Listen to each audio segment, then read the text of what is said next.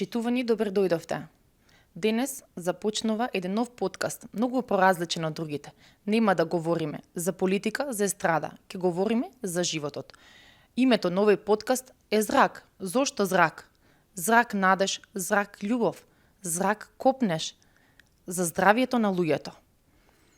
Во месец октомври, розевиот месец, месецот назначен за борба против карциномот на дојка, започнуваме со една нова приказна, во која ќе го слушнеме искуството на пациентите, мислењето на докторите и заеднички ќе помогнеме во решавање на многу проблеми. Добро вечер, добре дојдовте. Денес наши гости се Лила Филиповска, нашата најпозната ТВ водителка.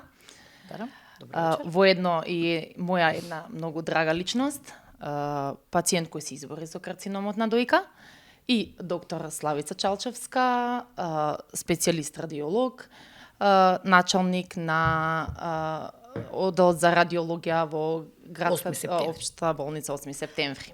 Так. Добре дојдовте. Добро вечер. Добро вечер. Лила, знаеме дека ти го победи карциномот на дојка и малку сакаме да ни кажеш некој што околу твојата приказна, значи како го откри, диагнозата, третманот на болеста. Така. Ќе се обидам да бидам кратка и само ќе кажам прво благодарам на поканата. Јас генерално не сакам да гостувам, меѓутоа ова е нешто што никогаш нема да го одбијам. Ќе кажам исто така дека многу луѓе очекуваат дека многу почесто ќе зборувам за оваа приказна. Јас просто стварно не сакам никого да трауризирам и постојано тоа па тоа. Просто сакам од време на време само да потсетам, да кажам колку се важни само прегледите и прегледите нели воопшто нели во медицинските установи. Јас сум една од оние, ќе кажам, среќнички во наводници, мада дефинитивно да. Зошто? Затоа што кај мене карциномот беше видлив со голо око, односно знаеме само дека имаме некој израз тока, ама не знаеме што е. Битно сакав да кажам дека можев да го видам со голо око и да го допрам, нели, и така натаму. И нели тоа ти е некој, да кажам, тоа ти е причина да одиш и да се прегледаш, затоа што многу од жените кои што исто така ја имале таа моја нели диагноза канцер на дојка,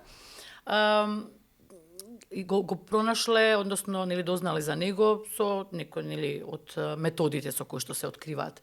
Се открива овој навистина голем непријател, затоа што не може да го видат со голо око и тоа е многу, сметам според мене, многу потешко и поопасно, затоа што особено кога некој што не одат на редовни контроли. Како вовет сакав кратко да кажам дека имав таа среќа да можам да го видам со голо око и дека одев на неколку нели прегледи каде што беше третиран како нешто бенигно и последниот пат беше работата дека ако почне да расте, дека ќе треба нели да се направи биопсија. Имав некој период, да кажам, каде што имав така бајаги работи, реков само да го завршам ова, и јас одам ова да го вадам. Значи, што и да е, ова не може да ми стои тука, разбираш. Тоа беше моето мислење, лично мое мислење. Завршив со тие некои обврски што беше. И мојата добра пријателка и колешка на доктор Чалчевска, Вики Толеска, на неа и се јавив и отидов кај нив две фактички и доктор Чалчевска, која коинциденција сакам да кажам, дека е тука, буквално е вака карши, мене ми е драго што ја гледам на едно друго место. Да, така е. Значи, таа ми ја направи биопсијата, после која ја дознав диагнозата. Така, ете тоа, да речам, тој е некој првичен дел. Дали да продолжам или? Јас би се надоврзала на целиот разговор со Лила, дека раниот скрининг и раното откривање на промените во дојката е најважната борба против било каква болест во самиот организам, пред се на дојката. Промените кои што можеме да ги визуализираме, најлесно може да се направат преку мамографски преглед. Така имаме на ниво на Македонија на Национален комитет за скрининг и превенција на болеста на рак на дојка.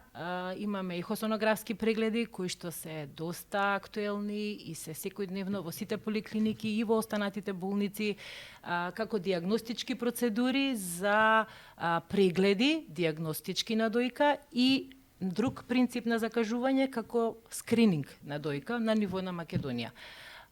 Промените кај дојката се дискутабилни, бидејќи некогаш може да не излажат и мора да ги следиме. Моje мото е да секоја промена првично се биопсира, се докажува и потоа ја пратиме или ја вадиме. Така беше во мојот случај. Така беше и во вашиот случај. Тесна е соработката секако со онкологија, со доктор Марина и со останатите онколози и мора правилно навремено водење на пациентот. Имаме пациенти кои што немаат толкова среќа како вас, Лила, нели, во ран стадиум. Така. Да, имаме пациенти кои што се малце во поодминат стадиум, каде што треба комплетен стейджинг на болеста, во смисла на компјутер на бели дробови на цело тело, каде што треба да се валоризира дали пациентот ќе оди на онкологија или на хирургија. Тоа е многу важен податок, како и последно најспецифично испитување во радиологијата е магнетот на дојка, кој што исто така во нашата установа се работи. Значи во целост сите диагностички процедури и интервенции кои што се работат на болести на дојка се работат во нашата установа го 8 септември. Така. Дали функционира таа програмата за скрининг, секој пациент сам да си се пријави со име, презиме, матичен број? Програмата функционира. Дека Закажувањето е директно, може директно да се закаже преку одреден број во Министерство на здравство. Сега јас ќе ми простите, не го знам на памет, но може пациентите лично да си се јават и да си закажат. Има одреден протокол каде што се повикувани. Во моментот се прегледуваат возрастна група од 45 години до 69 година. А каде што има потреба, после реализираната мамографија се повикува повторно пациентката на ултрасонографски преглед, тоест ехо на дојки. Втората процедура нели за закажување е преку кабинетот за дојка. Тоа е нов метод на закажување во нашава држава. Последнава година е новитет, каде што закажувањето оди преку листа на чекање од страна на матичните лекари, со цел да не ги оптеретиме во однос на бркање на упати во одредени институции. Самото Министерство за здравство, кога ќе ги отвори термините, веднаш оди на рандом се закажуваат пациентите и добиваат известување преку SMS пораки по телефон, кои што го имаат оставено, затоа е важно телефонските броеви да ни се точни. Многу често наидуваме на проблематика од тоа што не можеме да исконтактираме со пациентите. Целта е превенцијата, значи главниот број 1 е превенцијата. Со превенцијата на болеста ние имаме поголем век квалитетен живот на живење и општество во кое што може да функционираат сите индивидуи подеднакво да се вклучат во функционирањето, значи не да заостануваат во својата работа, во својот тековен живот, кој што ги оптеретува, нели, онаму каде што да кажам условно хемотерапиите го оптеретуваат самиот организам целосно додека се врати во функција повторно, значи оптеретување и на општеството и на лицето кое што поминува низ сето тоа. Што го кажавте сега, дека навистина мислам дека уште не сум вратена после 3 години. Се уште чувствувам дека ми треба уште време да бидам, види, после ова никогаш нема да бидам старата јас, ниту некој ќе биде стариот тој кој што бил. Никогаш, барем посебно ментално, физички можеби ќе се вратиме, ама ментално никој нема да се врати. Зборувам на истото, не го кажувам тоа во лоша конотација. Токму така, стресот си го памети, Што се промени кај тебе, Лила? Што се промени? Што се промени? Многу работи се променија.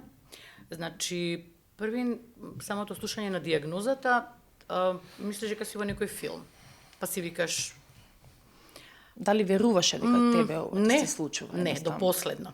Доктор Чалчевска, кога ми правеше биопсијата, јас по низиниот израз на лицето, таа ми кажа нормално, таа не ја прави биопсијата, зборам не ја чита, туку меѓутоа низиното искуство со самото земање на материјалот од биопсијата, со колешката Вики, видов дека коментираат и дека беа прилично сигурни дека станува збор за канцер.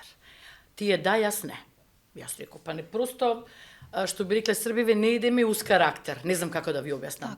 Јас сум жена која што навистина секогаш внимавала на своето здравје и со храна, исхрана и вежбање и не знам, некои ментални вежби и така натаму. Меѓутоа, стресот е нешто кој што треба да човек да научи да го хендла. Јас очигледно дека така тука, како се вика она... Потврлив, тој е правиот израз, така е. Потврлив, да. Значи, имав 2 стреса континуирано. Пере што беше, сум го кажувала, ама ќе го кажам сега. Тоа се факти кои што јас не можам да ги изменам или да направам да биде поинтересно. Тоа е фактот. Значи, први смртта, неочекуваната смрт на мојот татко, кој што бев многу блиска. И тоа стварно ми направи еден, не знам, дисбаланс генерален во мојот живот. Не си можела да го прифатиш, најверојатно. Апсолутно, така е. И тоа нормално ти прави и стрес и тага, бидејќи нели општо познато е дека секоја емоција е причина за одредена болест, нели? И потоа си дозволив себе си, така велам, си дозволив себе си да преживеам еден стрес, ама буквално едва сум го преживеала тој стрес, кој што буквално мислам дека беше, нели, надоврзан на претходниот, дека просто немаше каде моето тело. Така. И просто удри, што се вели така, нели, букна на едно место, а ете тоа беше со, нели, ракот на дојката. Јас до последно се надевав дека ќе излезе нешто бенигно, не знам, некоја циста, не знам, некоја што и да е таму, нели?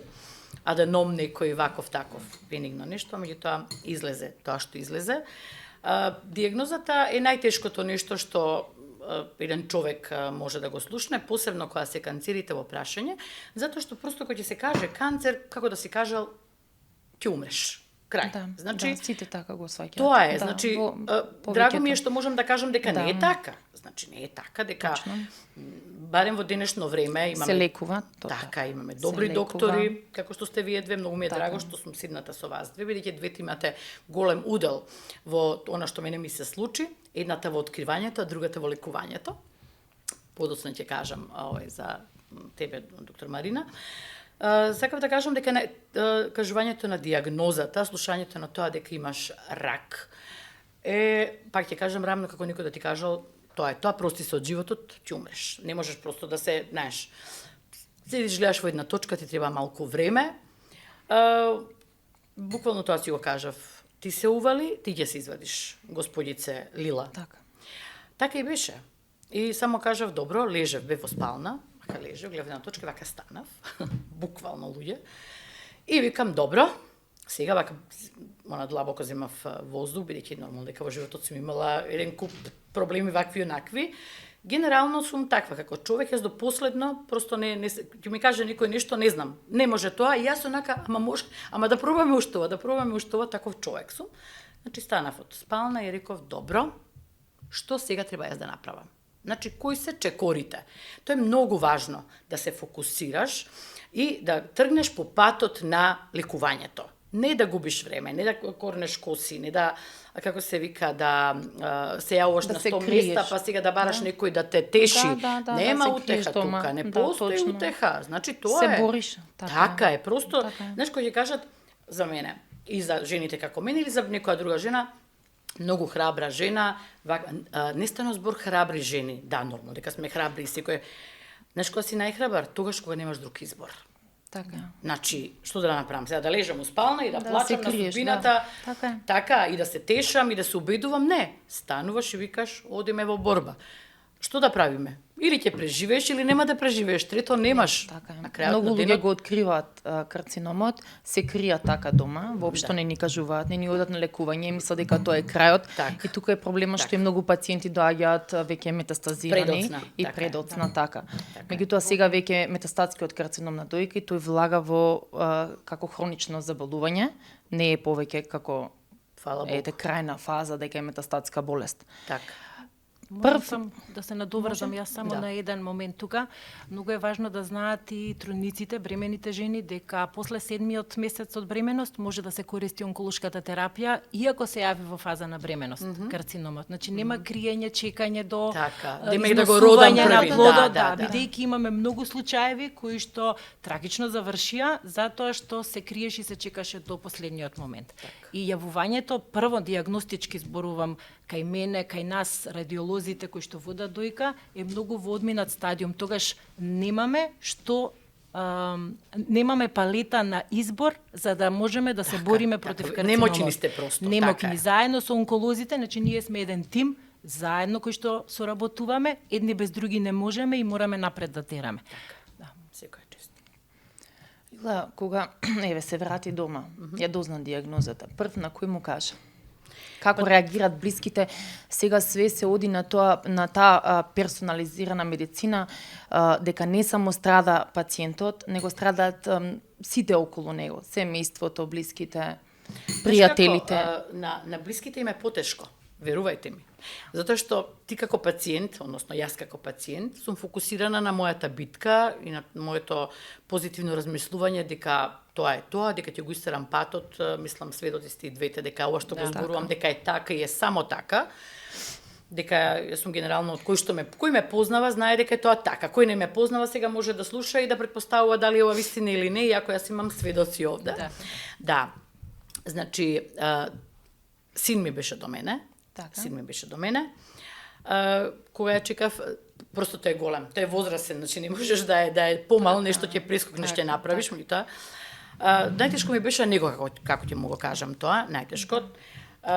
Мајка ми е возрастна и не ја кажав. Тогаш, како се вика, значи најблиските знаеа дека нормално чекам, како се вика, резултати. Син ми беше до мене. Јас вака му реков. Спушти слушалката, он ме гледа вака во врвот на очите со надеж дека ќе кажам дека не е ништо страшно. Јас му реков, знаеш што? Канцер е, ама ќе го следиме. Нема да се секираш. Тоа е мојот начин на функционирање во животот. Син ми тука ќе ви потврди. Така живеевме, сега ќе не живееме заедно. Живеевме заедно со години, заедно растевме, заедно правевме се. Никош не сме се лажеле. Не го правиме тоа ни сега. И просто тоа ми беше најтешкиот момент, ама он пошто ме знае каква сум, ми знам дека го тоа, како се вика, ми веруваше, тоа сакав да кажам. Нормално, тука се моите неколку блиски другари, на кои што им кажав и кои што нормално сите пак ќе кажам, сите те гледат во очите да видат како ќе изреагираш, како што сега ќе кажеш. На сите им реков, луѓе, тоа е тоа, одиме, ќе се бориме, ќе се лечиме, сега пустат полесно е сега и така натаму. Фактички јас не ги тешев. Брат ми, сестра ми нормално. Гледам јас тоа и денес, кога ќе ми се јави некоја дама која што за жал и се случила таа диагноза, па тоа го тера, па се консултира, ми се јавува на Инстаграм, јас сум на вистина никого не сум одбила. Баш така кога доаѓав навака зборов на телефон со една господја која што го поминува тоа и просто јас забележувам дека попотресени се луѓето околу нив или околу мене, отколку самите ние кои што тоа го тераме, нели? Така да многу пациенти. Многу пациенти е така. Морам само така да им дадам совет на тие кои што се околу. Значи немојте да тероризирате, немојте да ги гледате како леле, као ало, ќе го гледаш како некој кој што као да нема ништо. Така се однесуваш на крајот на денот, така? Значи тоа е луѓе, секој од нешто боли. Има ли денес здрав човек? Значи Има непрегледан. Има непрегледан човек. Браво, докторка. Тој е правиот израз. Има непрегледани, но нема здрави. Мислам, комплетно здрави, така? А што да кажат оние со хроничните заболувања? Што секој ден на дневно ниво имаат проблем. Дали се астматичари, нели, високи притисоци, диабетичари. Значи, мене овие, како се вика, тоа ми го кажавте и вие и турци, кај што бев, као, ало, ова сега ќе го завршиме и ти си повторно здрава. Значи, сакам да кажам, секој ќе почнеш да размислуваш што да кажат тие со хронични заболувања, што цел живот. Деца. Значи, болест како болест, тоа е, мора да се лечиме, да се трудиме. Исто како и оваа болест, и хроничните одат на редовни контроли. Апсолутно. Така да можеби некои се само почести, но тоа е така, начинот на лекувањето е така. Доктор Чалчевска, како реагираат пациентите кога прв пат ќе им соопштите? Вие повеќе сте во проценката е многу важна да се направи во моментот од секој пациент е засебен за себе. Прво, многу е важно дали пациентот може да ја прими диагнозата како диагноза, дали е доволно силен, потребно е многу краток период за да се процени сето тоа во моментот кога се дознава диагнозата. Сте психолози. Да. Може би некаде грешиме, не секогаш, нели? Јас лично сметам дека пациентот треба да знае вистината за својата болест, така може да собере сила за понатака да може да се бори точно со она со кое што се соочува. Треба да се пресуди, да се пресече во моментот на кажувањето на болеста, дали прво ќе се информира фамилијата, па ќе се пренесе заедно со фамилијата и пациентот да си ја дознае болеста, или директно ќе може лично прво пациентот да им пренесе на фамилијата. Но тоа се моменти кога ние во моментот ги дознаваме. Никој не е рамнодушен на самата информација за болест, дека е болен од канцер на дојка. Има такви прашања, точно, дали јас сега ќе умрам. Тоа е главното прашање кое што сите го поставуваат. Мојот став е дека ние заедно се бориме. Сите пациенти имаат достапност до мене 24 часа на одредена телефонска линија, на секого го давам јас мојот телефонски број, каде што можат во било кое време за било што да се советуваат со мене. Најтешко е кај пациентите да се договориме дека треба да се лекува онколошки. Кога треба стадиумот да се одреди на болеста, дефинитивно да сакам да ги спомнам тука, патологија е крајниот момент кој што ја дефинира болеста. Јас можам да претпоставувам, можам да го кажам патоказо, да. Така. Да кажам дека со многу голема сигурност може да се претпостави дека веќе се работи за малигна болест на дојка, но главниот и крајна дијагноза потекнува од патологот.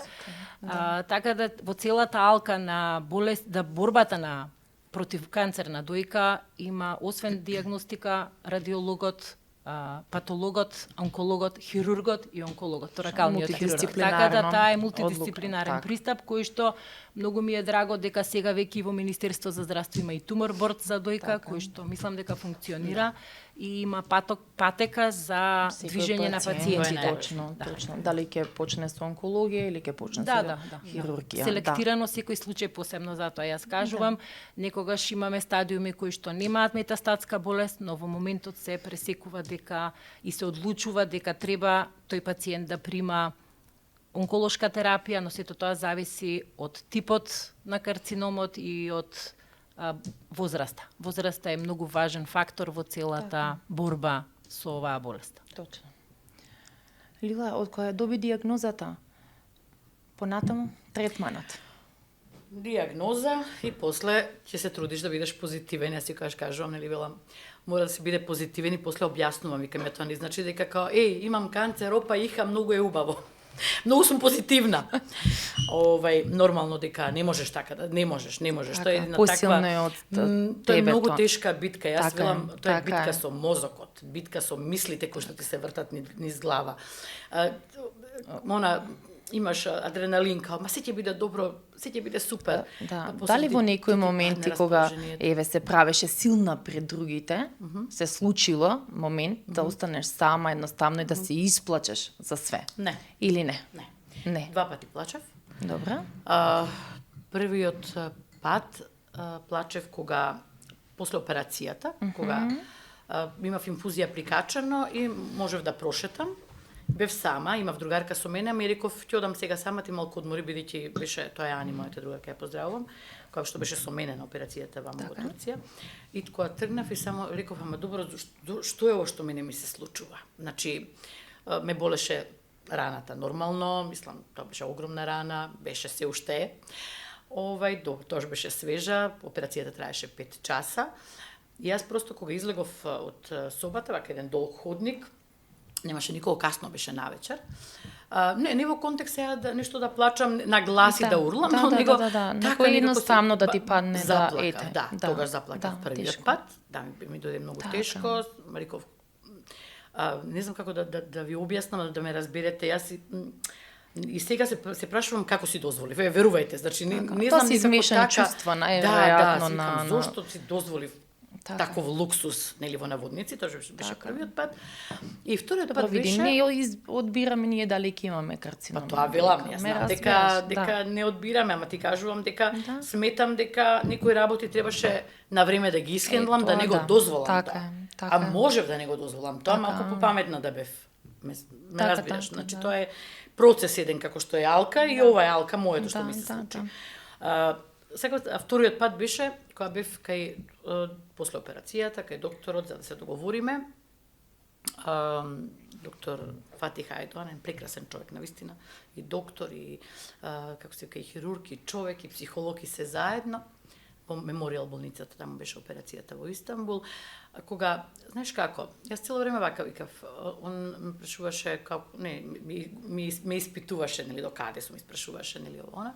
И вика, јас вака реков, кажете ми, докторе, велам, ако косава мора да падне, и сега се мислам, бидејќи тоа треба да се договориме за третманот за хемотерапијата. И си викам, може овие турциве се многу напредни, може смислиле некоја хемотерапија, каде што Не нели паѓа косата ќе коса. расте наместо да паѓа, така? Просто Да, тоа сите го прашуваат, да, во принцип, го- само а јас косата сум- дали ќе ми падне. Јас пак ќе кажам, таква Да. сум, значи, онака до Да. последно и си викам, што, викам, сега можете ми, и сега го чекам, нели, одговорот, и он тргнува вака да зборува, така еден смирен човек, знаеш, ово, она, и сега само го чекам да ми каже, не, овде ако ја примаш хемотерапијата, овде косата расте. Човекот ми кажа дека, не знам, имаат нешто што ја лади главата, нешто такво ми Така, кажа, меѓутоа кажа дека просто, нели, таа хемотерапија е светски протокол, Така, Да. во цел свет кај и да одиш, така. и така натаму, дека тоа е тоа. Дека косата И мора дека да падне. косата, да, мора да падне. Но поубава расте. Појака. Не ми го кажа тоа, ама и да Јас ми го тоа го кажеш, кажувам. немаше И да јас ме тоа им го утеши. кажам. Да, јас тоа го кажам. Немаше да ме утеши. Интересно е што, значи, тогаш, не знам, абе добро сега тоа ше измишлени чувства, Така е, свежо така ти е е, се, точно е, операцијата така, точно. боли, носиш, како се Дрен, викаше, дрен, дренови. така. 3 дрена носев. Да. Тука беше зима, дека декември.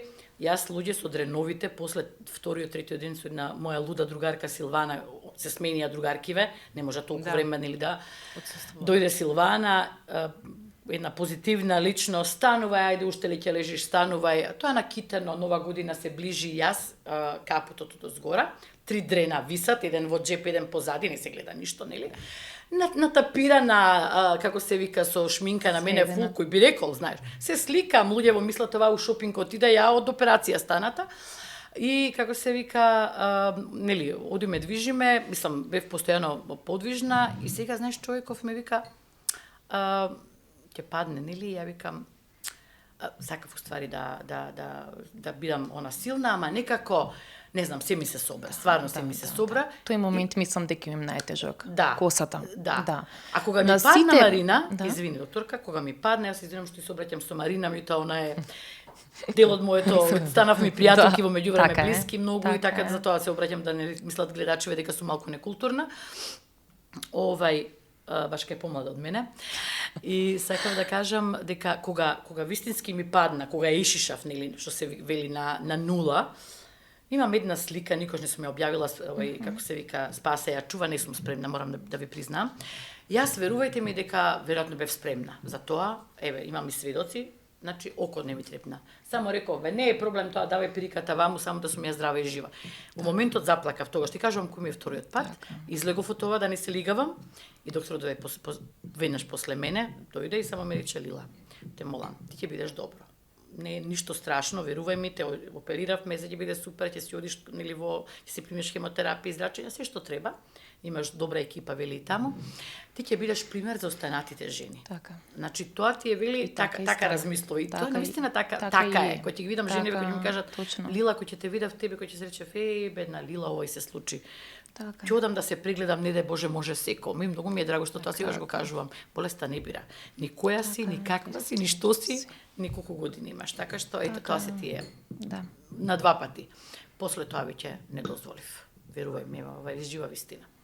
Возрастната група на пациенти кои што се јавуваат со промени на дојка, посебно канцер на дојка, е од 18 годишна возраст до Многу е 91. страшно. Многу е Така да, страшно. кога ќе се праша кога јас да прекинам со прегледување, јас Нема. им кажувам да на пациентките мои, викам ќе ве носат, прво ќе доаѓате сами, а потоа ќе ве носат домашните. Така да ќе бидете повозрастни, мора некој со па вас ќе ве да дојде. носат, да. Но морам да спомнам дека канцерот на дојка не е само болест на жените, туку е болест и на мажите. Имаме цела плејада на пациенти, возрастни мажи, кои што се соочуваат со истите искушенија и истата болест, така да не е едноставно, не е само за едни или за други, него е болест на народот. Тоа што го кажуваме дека не бира, така. И не само оваа болест, која болест. Да.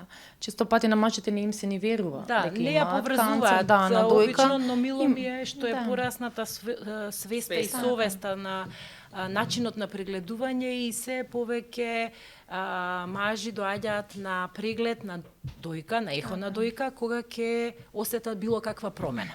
Што не мора да е нели, канцер на дојка, но Апсолутно така, постои, промена има, да. Освен палпабилна промена на дојката, другите знаци за карцином на дојка да ги Еве да спомнеме. Освен палпабилна промена, исцедок од дојката, кој што може да е крвав, може да е вовлекување на кожата, асиметричност во двете дојки, како задебелување на кожата, болна осетливост во пазувата.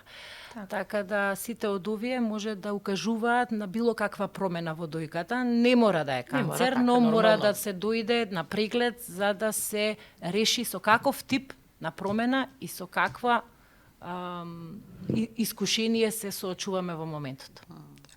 Дали правеше само прегледи пред да ти се случи ова? Еве сега ти во моментот си ја напипала промената. Дали правеше редовни само прегледи пред дијагнозата? Не, сум била на мамографија. Да. Јас не сега немам храброст, јас кога бев кај тебе на преглед пред месец дена, Така. ме праша, јас ти кажав не, направи го тоа ти. Просто не знам како да ви кажам, Тоа е многу имам важно. фобија, верувај, Така. има и многу жени за жал, нели? Има жени, кои што не можат да направат само преглед. Јас сум една од тие, еве ви кажувам, Личен можам само сега преглед не може да направи. можам сега да кажам како не, да, постојано во не, кажувам дека не, затоа што знаете зошто не. Први имам стварно траума, имам фобија и одам често на преглед кај доктор Марина на онкологија и она е таа што тоа го прави. Ете, можеби заради тоа. Да. Сериозно не. Ни порано не сум правела, ви кажувам, ово го видов, значи беше со голо око се гледаше. Да, ама ете, препорачувам да го прават. Кој може, нека го прави. Ако не може да го прави, нека си оди во установа. На редовни прегледи, Така е, тоа го правам. Ја мислам, тоа го препорачувам, сакав да кажам. Кој ти беше најтежок дел од третманот? Од третманот? Да, најтежок.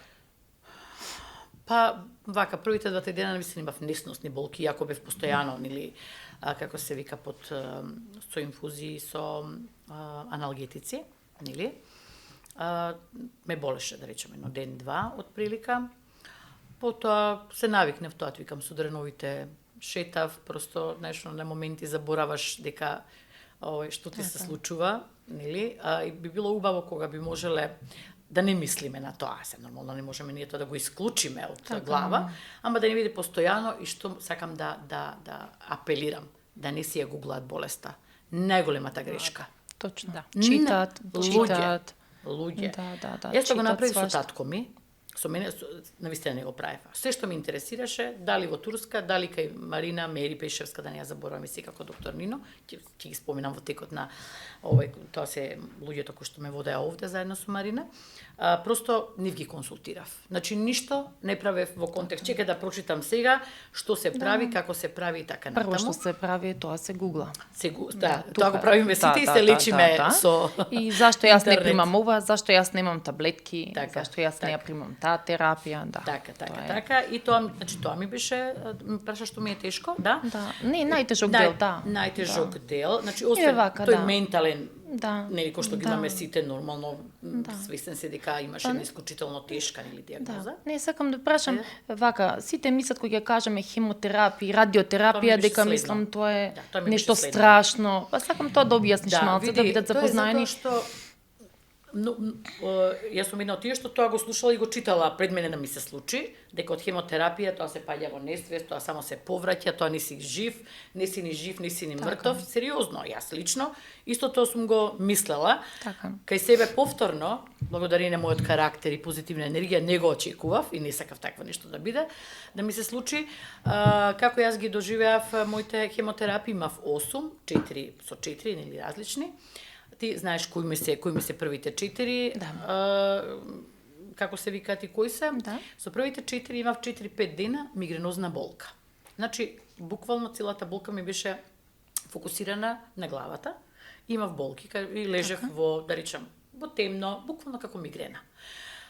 Стануваш и јадеш, пиеш, при тоа ти се јаде нормално, од хемотерапијата во која што нели знаеме што имаме и другото, и јадеш, храната ти нема никаков вкус, буквално како ова да ти го дадат да гризаш.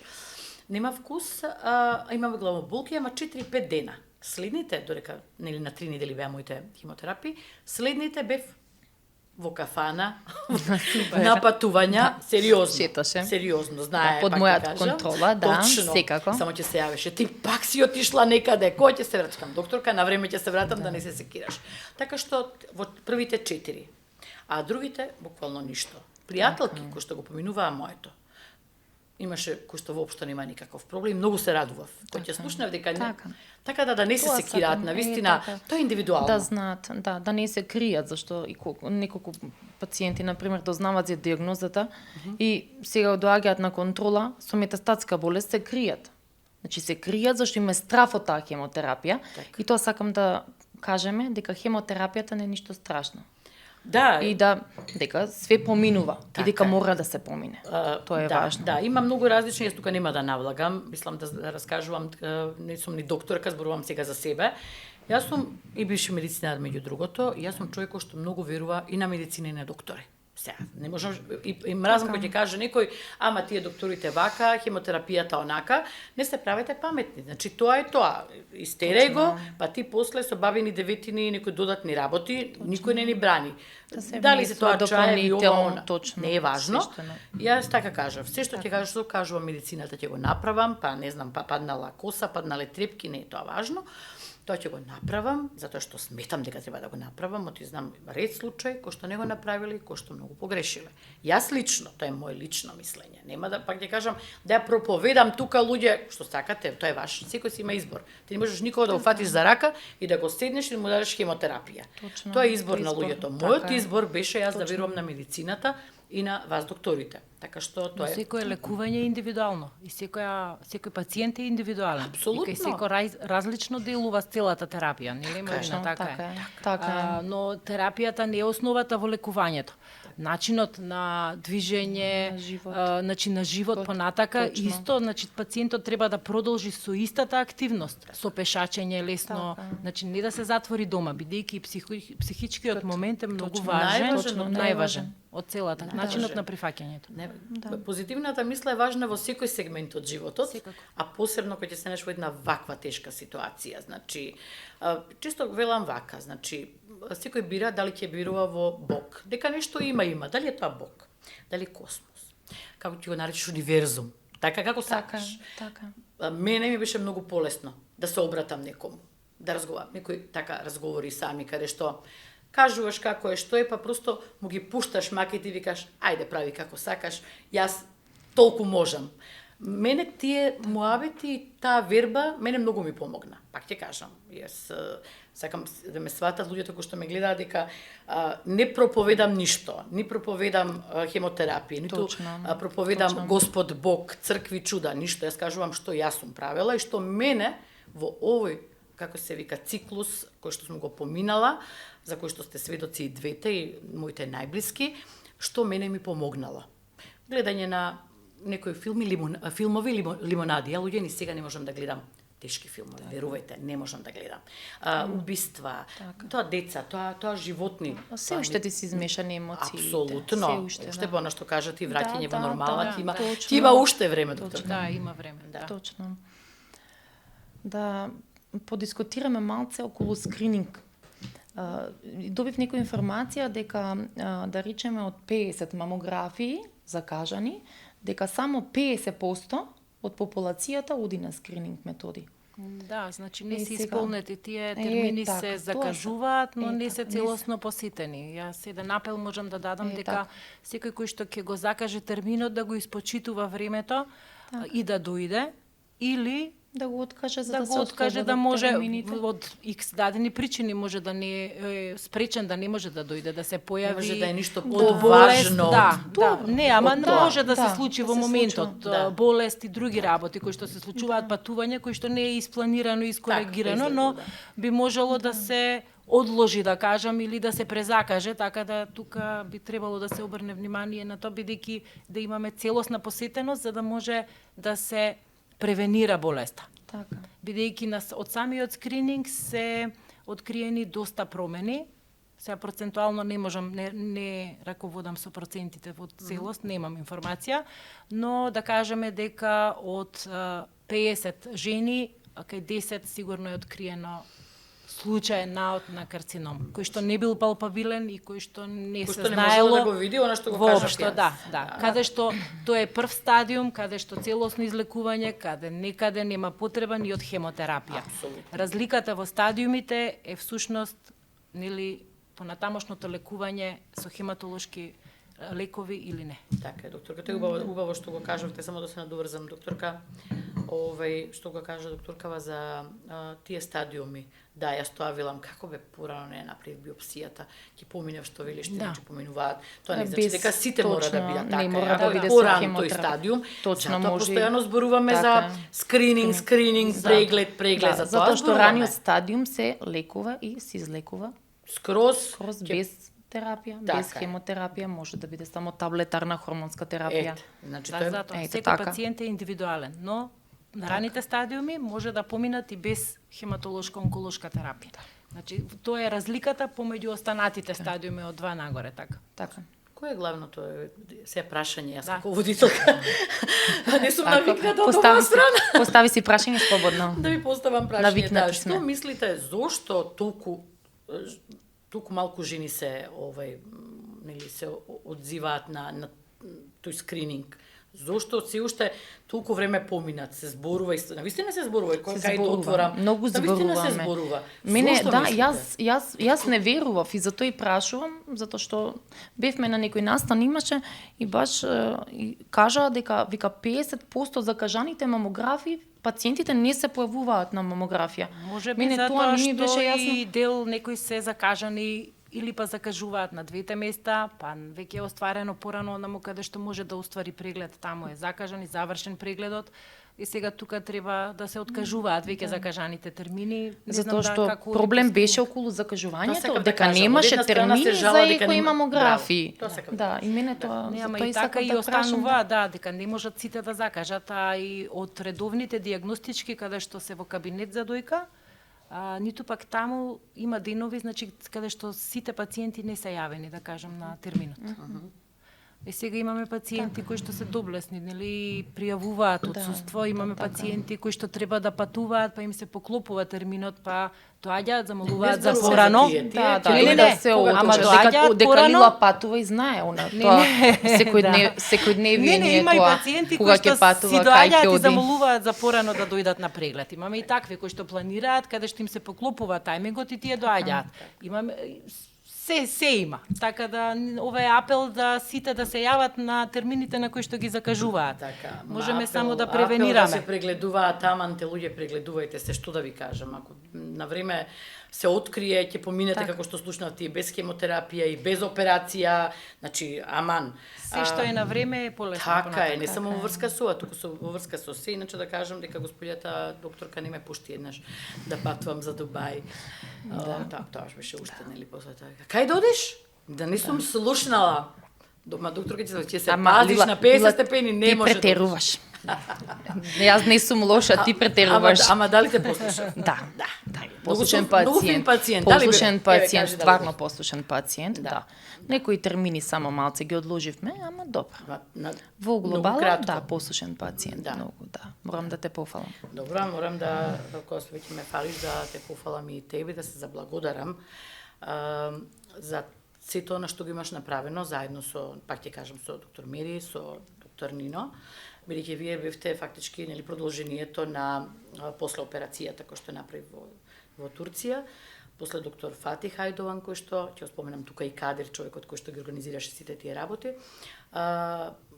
човек кој што многу ми помогна ментално пред се, па потоа, нели, со операцијата, да бидам добро продолжувањето на моето лечење овде, благодарение на нашиот заеднички пријател Баже, кој што тој беше тој кој што ми кажа, слушај, имам една многу добра другарка, ќе си се најдете, вели, слични сте, и е многу, вели, стручна и мислам дека е тоа што ти треба.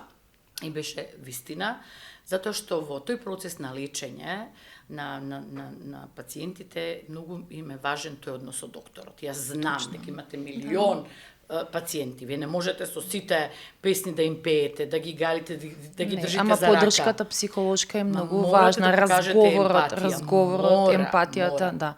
Нашите пациенти, мислам дека буквално секој збор им е лек. Значи зборот, поддршката од нас што го имаат како доктори. И достапни се, како што кажавте вие за вас, исто, сите тројца. По 2 телефони, телефоните звонат, сум ги гледала. да, Марија, ворите ќе дојдеш, не се секирај се, мислам, на вистина, секоја чест, благодарност за таквите како вас, личните на вас, и апел на вистина, знам дека е тешко да се биде доктор, посебно на вакви пациенти, ама добриот збор, со чувството и со, како се вика, да бидеш дел нели од неговото лекување, на вистина многу значи. 50% од лечењето е, да знаете. Точно. Да, од искуство зборувам нормално. Точно. Некоја сега вака за крај, некоја порака до гледачите? Нека почне докторката. Ајде. Да. Рано откривање, рана превенција е основа на долг живот за било која болест. Тоа значи е апел до сите пациентки да се јавуваат на термините на скрининг за преглед за дојка, како и за кабинет за дојка.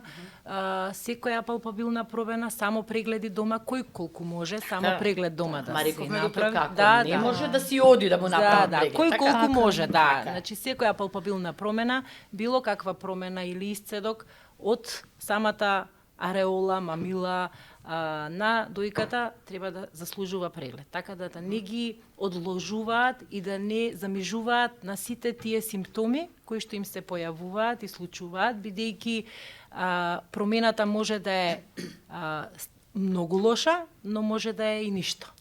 Така да начинот на патеката понатака како ќе се следи пациентот е многу важна. Така. Тој повеќе го кажа докторката, сега нема да се повторувам, да, тоа е тоа, дека си прават или само преглед или нека се прегледуваат. Кажавме тоа дека раниот скрининг, раното откривање носи кон излекување и доказ дека ракот не е непобедлива болест. Тоа е многу важно да се знае, дека кога некој ќе слушне дека има дијагноза рак, да не оди со паметот готово веќе ќе се умира. Сите ќе умреме од нешто нормално, никој жив вечно нема да остане. Во една прилика баш се лекува и се излекува. Мојов доктор овој од Турција, на една моја друга пријателка, не на мене, му рекла: "Докторе, ќе умрам ли?" Он рекол: "Па, ќе умреш, ама не од ова." Сакам да кажам, да. Не сега. Не од ова и не сега. Не е непобедлива болест, дека треба да се верува на медицината, треба да се верува на се што е докажано во сите овие години наназад, дека таа хемотерапија е индивидуална, дека не е толку страшна како што се обидуваат да ја представат и бегаат од неа. Да не се кријат, што го кажа Марина, да не се кријат луѓето, болеста не се крие. Немојте да ја криете. Болеста постои. Болеста постои 365 дена во годината, постои. И на време да нели да се пријавуваат. Оние кои што ова го тераат, тоа нашето, да им посакам што би рекле ова солесно и само навистина позитивна мисла. Позитивна, пак ќе кажам, не е онака позитивна во контекст вештачки позитивна, не, така да чувствуваш добро. Знаеш како размислувам? Се што ни е дадено со некоја причина. Кога прочитав јас една актерка, Маја Волк се вика, една срвинка, и читам едно интервју, она имаше на тироидната.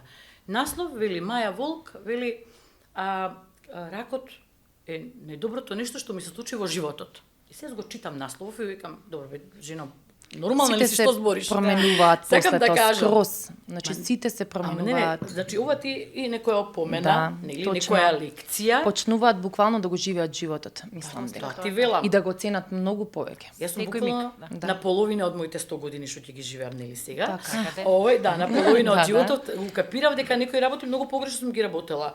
Сум ги правела. И ова ме направи еден поинаков човек. Јас сум му благодарна како Маја Волк, колку и тоа да ви звучи чудно, ама тоа е вистина. Значи се во животот ни е дадено со причина. Така што да си го прифатиме, да станеме подобри. Ракот подобар човек. Кој што е болен од рак е дел од твоето тело, тоа е тоа. Ќе си го лечиш, ќе си го средуваш, ќе помине како се во животот. Така и да посакам многу здравје и пак ќе кажам почесто овој прегледување. Така, јас само за крај ќе кажам уште нешто. Влезот на тунелот е многу темен, кога ќе влезеш, така? Годиш патот низ тунелот, меѓутоа на крајот е зрак на светлина. Така е. Држи се до зракот и ќе излеземе на светлината. Така е. Јас може еден аплауз, докторка. Ти благодарам многу на поканата. Тука сме за вас, пред се за пациентите. Така е, тоа го знам. го кажав и од свое искуство. Да. И пак ќе кажам, генерално не гостувам никаде. Ова беше нешто што сепак не го сметам ниту за гостување, туку сметам дека тоа ми е мене морална обврска, моја и ваша, Така. да овие луѓе кои што не гледаат сега да знаат да ги потсетиме само дека треба редом да се прегледуваат и дека ракот е победлив, Така е победлив и е присутен и да се свесни дека е присутен. Тоа е многу важно, пошто луѓето не го прифаќаат дека е присутен. Не зборам само ракот на дојка, зборам за сите општо карциноми. Значи присутни се и превенцијата е многу важна, раното откривање е многу важно. Така го кажавме. Да. Тоа е уште еднаш да се Ете, заблагодарам, беше многу чест да бидам Ви ваше благодарам и јас на вас. присуство, при на поканата, доктор Чалчевска, исто ми е драго што ве видов, пак ќе кажам, на друго место, не во болница, нели? Да. И што бевте и двете, што сте дел од таа моја, ќе кажам, Приказна. здравствена состојба, Таа моја милива, приказна, да. и една моја во случајов Секој- ја така. доживам како убава. Тогаш како хорор приказна, а сега Така. како убава приказна. Не, секоја приказна, секој е засебен, секој има своја приказна. Како ќе заврши приказната, никој не знае. Апсолутно. Така е. Само со позитивна мисла све завршува убаво. Така е, завршивме со дека Ете, мора сме така. позитивни. Благодарам Да. уште еднаш.